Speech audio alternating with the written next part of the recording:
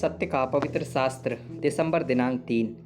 हमारा हृदय उसके कारण आनंदित होगा क्योंकि हमने उसके पवित्र नाम का भरोसा रखा है। भजन संहिता 33 का 21 पद। प्रभु का आनंद जिस विश्वासी के जीवन में भरपूर होगा वही अपने आत्मिक जीवन में सामर्थ्य से भरपूर होगा, क्योंकि प्रभु के दास नहम्याह ने लोगों को जब वे उदास और निराश थे तब ऐसा ही बल और प्रोत्साहन दिया था। नहम्याह 8 अध्याय का 10 पद। फिर उसने उनसे कहा कि जाकर चिकना चिकना भोजन करो और मीठा मीठा रस पियो, और जिनके लिए कुछ तैयार नहीं हुआ उनके पास बैना भेजो, क्योंकि आज का दिन हमारे प्रभु के लिए पवित्र है। और उदास मत रहो, क्योंकि यहोवा का आनंद तुम्हारा दृढ़ गढ़ है। जब कभी कठिनाई और विरोध के समय में हमारे विश्वास की दौड़ और कुश्ती में हम निराश और हताश होते हैं, तब हम अपने प्रभु यीशु मसीह का वह स्वर्गीय आनंद हमें बहुत बल देता और दृढ़ भी करता है। हमारे प्रभु ने हमारे पैरों को उद्धार की चट्टान पर दृढ़ किया है।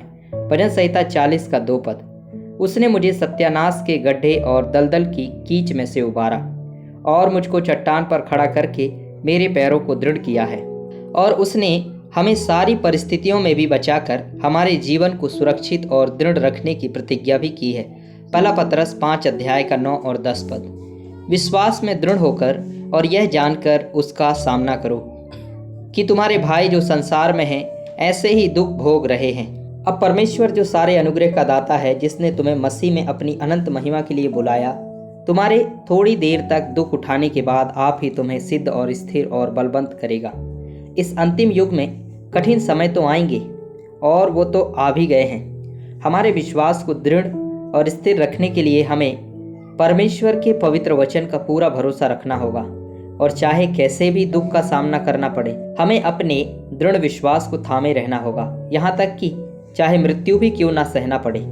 प्रकाशित वाक्य 2 अध्याय का 10 पद।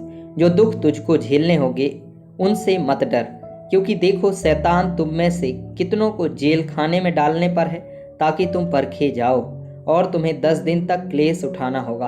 प्राण देने तक विश्वासी रहे तो मैं तुझे जीवन का मुकुट दूंगा। प्रकाशित वाक्य 12 अध्याय का 11 पद। और भी मेमने के लहू के कारण और अपनी गवाही के वचन के कारण उस पर जयवंत हुए, और उन्होंने अपने प्राणों को भी प्रिय ना जाना, यहाँ तक कि मृत्यु भी सह ली।